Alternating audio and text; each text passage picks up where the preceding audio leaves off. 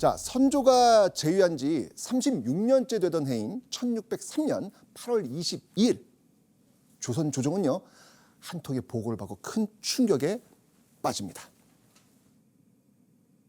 유희서가 경성에서 하룻길 떨어진 포천에 있었는데 토적이 마구 들어와 어지러이 베어 죽였으니 듣기에 매우 슬픕니다.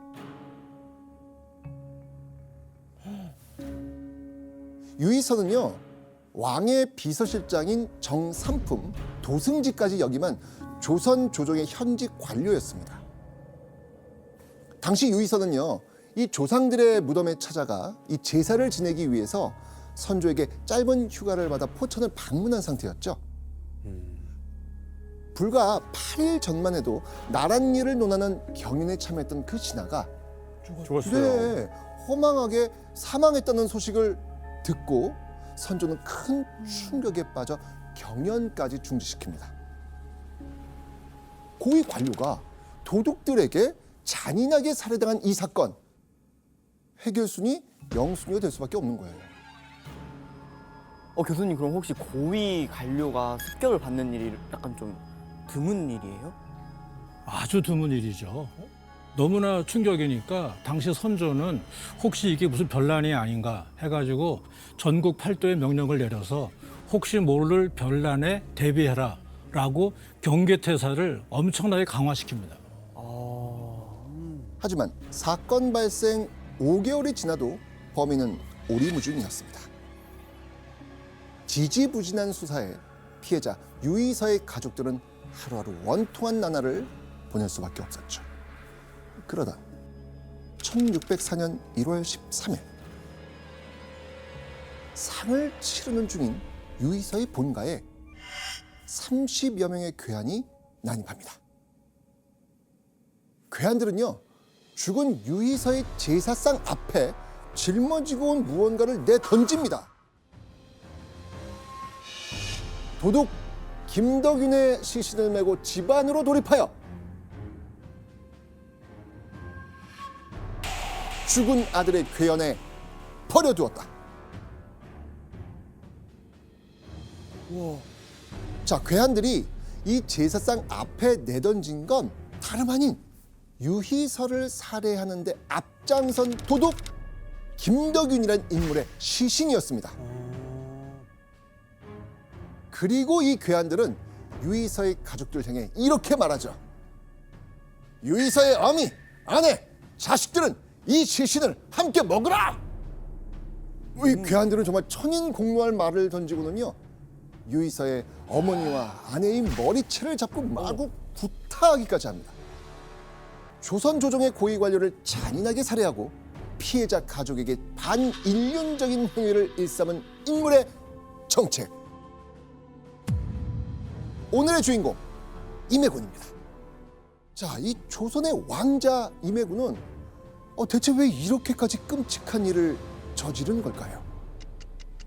그 이유를 좀 알기 위해서는요 우리는 임해군이 태어난 날부터 천천히 시간을 한번 되짚어 보도록 하겠습니다. 1572년 8월 14일 선조와 조선 왕실은 큰 경사를 맞이하게 됩니다. 왕자 진국이 태어났는데 임해군이다. 재위 5년 만에 선조의 아들이 태어난 겁니다.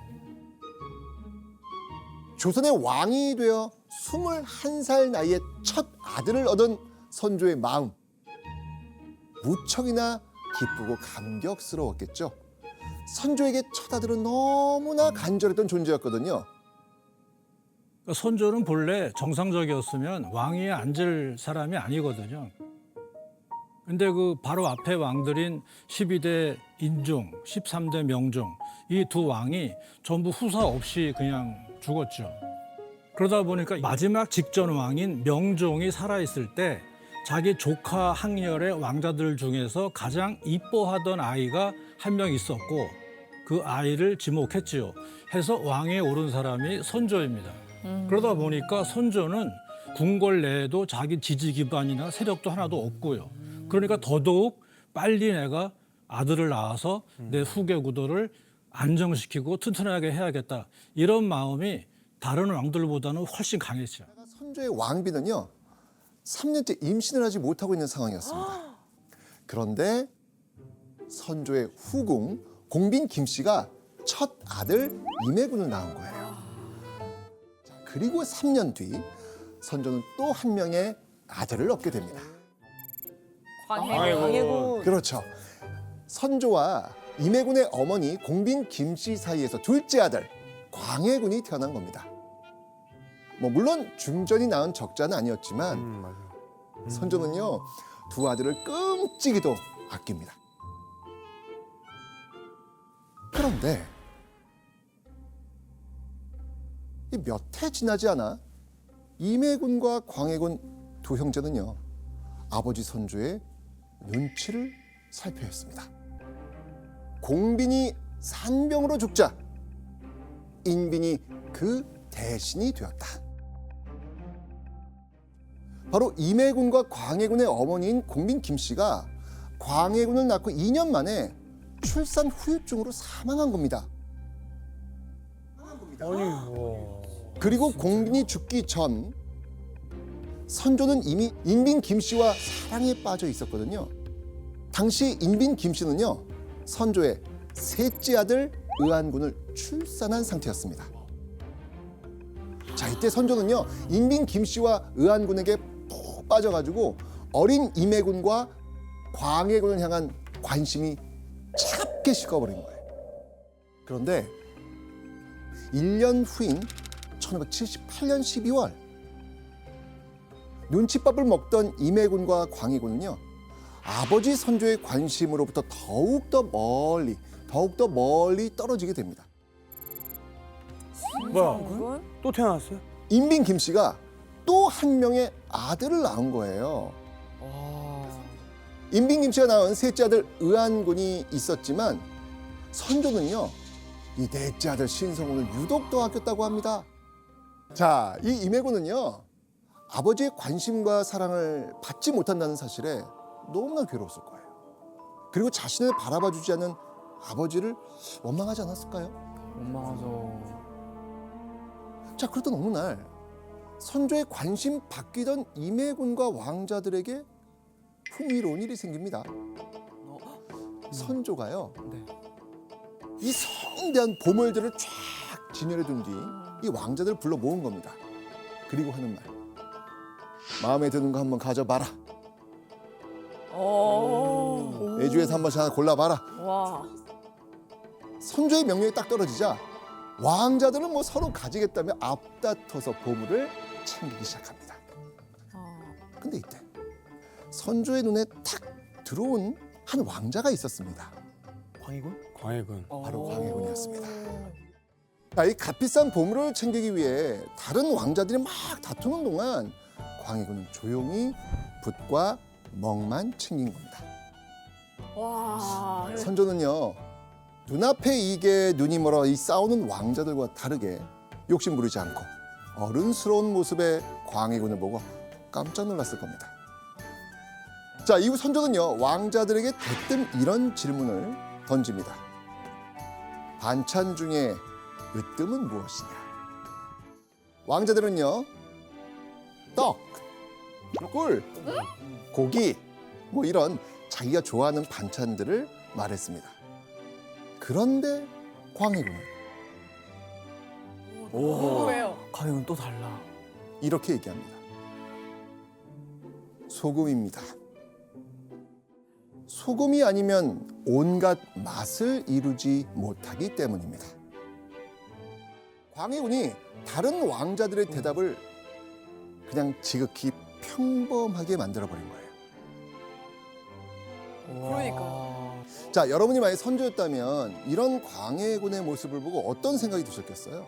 기특한 마음에 아마 광해군을 바라보는 눈빛부터 달라지지 않았을까라는 그쵸. 생각이 듭니다. 그러니까요. 교수님, 네. 그때 임해군 혹시 어떻게 대답을 했는지 기록이 있나요? 요 일화는 연려실기술이라고 하는 네. 책에 나오는 이야기인데요. 당시 그 광해군의 답만 나와 있고 어떤 왕자를 특정해서 기록은 하지 않았어요. 그러니까 그 무슨 얘기냐 하면 임해군이 비록 장자이지만 그냥 여느 왕자랑 같이 묶어서 취급했다는 것이죠. 달리 말하면 임해군의 답은 광해군의 답과 비교가 안 된다. 수준이 이하다. 그렇게 판단했다고 볼 수 있는 거죠. 이후 다른 왕자들과 이 차원이 다른 광해군의 언행은요, 조선 조정을 비롯해서 백성들에게도 소문이 납니다. 자, 그렇다면 광해군의 형 임해군에 대한 평가는 어땠을까? 임해군은 사책을 거의 맞춰가는데도 아직 그 강령조차 알게 하지 못하였습니다. 여기서 말하는 사책은요, 사기, 한서와 같은 중국의 여러 역사서를 부르는 말입니다. 임해군은요, 역사책의 진도를 맞춰가는 시점에서도 책의 줄거리조차 모를 정도로 공부를 못했던 겁니다. 자연스레 이 조정신료들의 관심은 장자 임해군이 아닌 모범생 광해군에게로 향할 수밖에 없었겠죠. 자, 그럼 이런 상황 속에서 여러분이 임해군이라면 이 동생 광해군에 대해서 어떻게 생각하셨을 것 같아요? 이 태어날 때부터 장남이었기 때문에 이 스포트라이트를 받았던 임해군이 조선 왕실의 찬밥 신세가 된 거예요. 그리고 장남임에도 동생 광해군에게 밀리고 있었던 데는요, 임해군의 돌출 행동도 한몫하고 있었습니다. 돌출 행동. 임해군은 연장자로서 가장 횡포하였으므로 조야가 근심스럽게 여겼다. 그러니까 지금하고 비교한다면 사춘기에 접어든 임해군이 비행 청소년이 된 겁니다. 아이고. 그리고 1592년 4월 13일 조선의 사상 최악의 위기가 닥칩니다. 바로 임진왜란이 일어난 겁니다. 그리고 임진왜란이 터지고 15일 뒤인 4월 28일 조선의 세자가 드디어 결정이 됩니다. 바로 광해군이었습니다. 와. 일본군이 무시무시한 기세로 수도 한양으로 올라오니까 선조는 한양 도성을 버리고 피난을 가겠다는 뜻을 밝히죠. 이때 조정신료들이 만일의 사태를 대비해 왕세자를 정하셔야 합니다 라고 제안을 하죠. 결국 비상사태를 맞아 이 신료들의 위세에 눌린 선조는 마지못해 광해군을 세자로 정한 겁니다. 자, 이렇게 되면서 광해군은 결국 형 임해군을 밀어내고 드디어 세자의 자리에 앉게 된 겁니다. 광해군이 세자가 됐다는 소식을 들은 임해군 어땠을까요? 동생 광해군이 세자가 되었다는 소식을 듣고는 어딘지 모를 그 질투심과 그 열등감이 임해군의 가슴 속에서 다시 꿈틀거렸을 수도 있을 거예요. 뭐 아니면 이 난을 피해 어디론가 빨리 피신해야 되겠다, 뭐 그런 머리를 굴리고 있었을 수도 있겠죠. 그런데 갑자기 내려진 아버지 선조의 명령을 듣고 임해군의 머릿속이 새하얗게 변하고 맙니다. 왕자를 여러 도에 나누어 보내 근왕병을 불러 모아 회복을 도모하게 하고 임해군은 함경도로 가게 하였다. 왕자들에게 여러 도로 가 이 왕실의 충성을 다할 군인, 즉 근왕병을 모집하라는 거였죠. 근데 교수님, 왜 왕자들이 근왕병을 모집하러 가는 건가요? 이게 당시는 왕조 국가잖아요. 네. 지금 왕조에 큰 위기가 닥치면 왕의 분신이라고 할 수 있는 왕자들을 보내야지 백성들이 볼 때 우리 왕이 아직도 나라를 구하기 위해서 힘써 준비하는구나, 그렇게 민심을 규합할 수가 있거든요. 그래가지고 국난 극복을 하기 위한 비상시국을 맞아서 왕자들을 지방에 내려보낸 거죠. 자, 그런데 이때 임해군이 빈정상하는 일이 생겨요. 빈정상하는 일? 선조가 21살 임해군과 13살 순화군 단 2명만 파견했다는 겁니다. 반면에 이미 성년이 된 15살 신성군, 13살 정원군은 선조 자신을 수행하게 합니다. 그러니까 이 선조의 편애, 사랑 때문에 임해군과 순하군 두 사람만이 울며 겨자 먹기로 함경도까지 등 떠밀려 가야 됐던 것이죠. 아, 너무 서럽다 진짜. 의지로 간 것도 아니고. 그런데 임해군이 함경도로 떠나고 5개월 뒤 조선 조정에 충격적인 소식이 전해집니다. 임해군과 순하군 및 제신 대여섯 명이 모두 사로잡혔다. 임해군과 순하군이 일본군의 포로가 됐다는 겁니다. 1592년 5월 27일 임진강 방어선이 무너지면서 일본군의 한 부대는 함경도로 진입하죠. 그런데 이때 회령의 백성들이 몰려와 이렇게 말하죠. 저희가 성을 지키겠습니다. 성문을 잠그고 왕자들을 지키겠다며 길을 막아선 겁니다. 그리고 잠시 후 놀라운 일이 벌어집니다. 마침내 객사를 포위하고 두 왕자 및 부인, 여종, 노비 등을 잡아 모두 결박하고 마치 기물을 쌓아놓듯 한 칸 방에 가두었다. 백성들이 돌변한 거예요. 오. 백성들이 돌변해서 왕자 일행을 포위한 뒤 꽁꽁 묶어 방에 가둬버린 겁니다. 교수님, 그래도 조선의 왕자잖아요. 근데 백성들은 왜 왕자를 그렇게 넘긴 거예요? 임해군이 순하군을 데리고 함경도에 들어갈 때 그 맡은 바 임무가 있지 않습니까? 근데 임해군이 지금까지 어떻게 살아왔어요? 막 살았어요. 살았어요. 권력을 유지해서 뺏는 거 잘하잖아요. 네. 그러니까 군대를 모으고 군비를 공출한다는 핑계 삼아서 개인적으로 수탈을 많이 한 것으로 알려져 있어요. 그러니까 함경도 백성들이 볼 때는 기분이 안 좋고 그럴 바엔 차라리 붙잡아서 포로로 넘기면 일본군으로부터 상을 받을 거 아닙니까? 아, 이제 뭐 그냥 2판 4판이다 약간 그렇죠. 이런 느낌이군요. 임해군은요. 마국간 단칸방을 전전하면서요. 24시간 내내 감시받고 생활하게 됩니다. 게다가 전쟁 중이라 먹을 것이 없어 쫄쫄 굶는 날도 많았죠. 자, 임해군은요.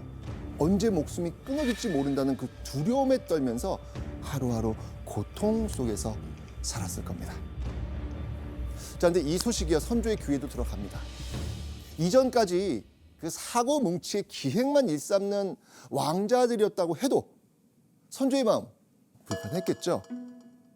이후 일본군은요. 임해군과 순하군을 빌미로 해서요. 조선 조정에 협상 조건을 전달합니다. 조선이 땅을 떼어 강화하면 왕자도 되돌려 보내고 군사도 파하겠다. 그러니까 조선이 땅을 떼어주면 왕자들을 어떻게 하겠다? 풀어주겠다. 돌려보내주겠다는 거예요. 당시 일본군이 요구한 땅이 정확한 기록으로 남아있진 않습니다. 하지만 이후 이루어진 협상 기록을 보면요. 아마도 하삼도 일대, 지금의 충청, 전라, 경상도 일대를 말하죠. 일본군은 조선의 왕자 임해군과 순하군이 포로로 그 정도 가치가 있다고 본 거예요. 그런데 이때 조선 조정 대신들이 입을 모아 반대합니다. 선조 또한 이 협상은 절대 받아들일 수 없다라고 합니다. 자, 이게 이렇게 되면서 임해군의 기약 없는 포로 생활이 8개월째 이어집니다. 자, 그러던 1593년 2월 20일 임해군은요 뜻밖의 인물을 일본군 진지에서 만납니다. 바로 명나라 장수들에게 길 안내를 한 향도장 최우라는 인물입니다. 최우. 전쟁이 장기전이 되니까 명나라와 일본이 회담에 나섰고요. 명나라 장수들에게 길 안내를 해주기 위해 최우가 참여했던 겁니다. 그동안 자신의 과오를 반성하는 걸까요? 임해군은요. 최우와 인사를 나누고 한동안 말없이 눈물을 흘립니다. 한참을 이렇게 울던 임해군은요. 최우에게 조심스럽게 한마디를 건넵니다. 혹시 가지고 있는 돈이 있는가? 어? 갑자기 웬 돈? 교수님 임해군이 갑자기 돈을 달라고 하는 이유가 있을까요? 어차피 거기 잡혀 있으면 돈을 못 쓰지 않나요? 그러니까. 근데 이제 문제는 일본군의 포로 신세이다 보니까 일본군이 그 뭐 호화롭게 대우하지 않겠죠. 그러니까 좀 내가 좀 어느 정도 왕자 신분에 맞는 삶을 영위를 해야 하기 위해서는 뭔가 좀 자금이 필요했던 것이고 당시 기록에 봐도 요게 그 노잣돈이라고 나와요. 내가 일본에까지 끌려갈지도 모르는데 그 모든 과정에서 돈이 필요하다 해서 돈을 요구했다고 볼 수가 있죠. 자신의 운명을 직감하고 일본으로 끌려갈 거라 믿은 임해군이 절절한 부탁을 한 겁니다. 최후는 임해군과 순하군을 위해서요 백금 30냥, 명주 20피를 바치죠. 그런데 5개월 뒤인 1593년 8월 23일 조선 조정에 깜짝 놀랄 소식이 전해집니다. 일본군이 돌연 임해군과 순하군을 풀어준 거예요. 그냥요? 그 당시 일본 쪽에서 볼 때는 이 임해군을 내세워서 뭐 땅을 좀 떼어 갖고 싶어 했는 그런 마음이 있었는데 조선 조정이 이런 제안에 거절해 버렸죠. 또 한 가지는 이미 그 행주 대첩에서 패하고 일본군이 경상남도, 전라남도, 남해안 쪽으로 거의 퇴각한 상태였어요. 그러니까 일본군으로 볼 때는 이제는 이용 가치가 거의 없어져 버린 거예요. 그렇다고 해서 분풀이로 왕자를 죽인다는 거는 그 후폭풍을 감당할 수가 없거든요. 그러니까 선심 쓰는 채 하면서 풀어준 거죠. 자, 그렇게 약 1년 만에 이용 가치가 없다는 이유로 포로 임해군과 순하군은 조선의 품으로 돌아올 수 있게 됩니다. 고된 포로 생활을 끝내고 돌아온 임해군, 이제는 정신을 차렸을까요? 임해군이 돌아오고 얼마 후 조선 조정에 이상한 글이 등장합니다. 아이고. 임해군은 정신이 이상해진 탓으로 더 이상 인사를 살피거나 세상의 근무에 응대할 수 없게 되었으니 더 말해 무엇하겠습니까?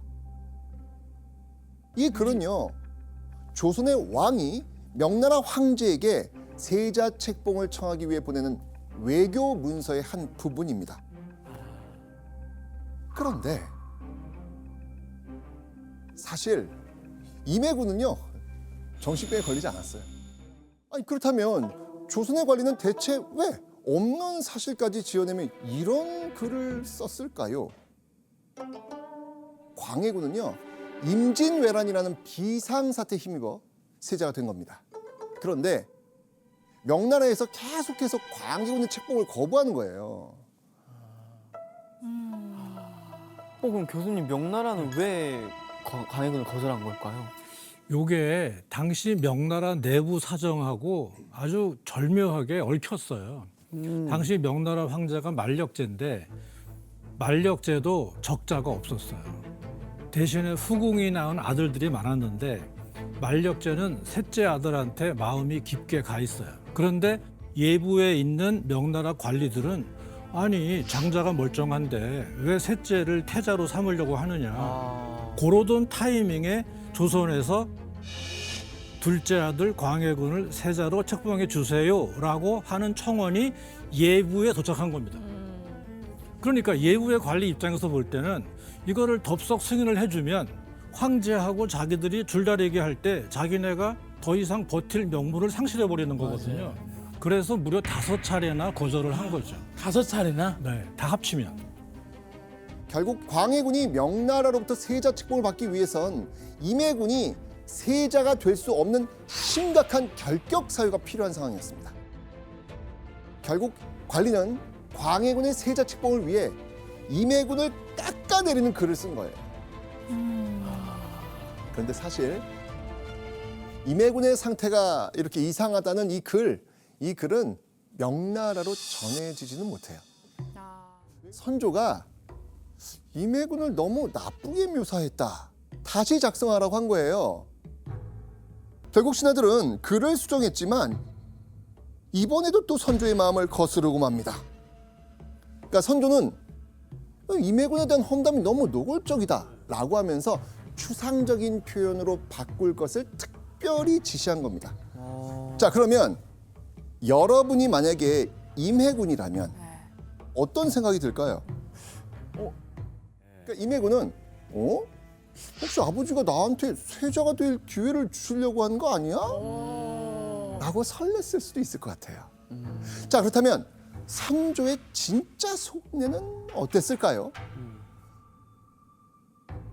억지로 세운 세자 광해군이 임진왜란때 큰 공을 세우고 백성들의 영웅이 되니까 그러니까. 선조는 더욱 광해군을 못마땅하게 여긴 겁니다.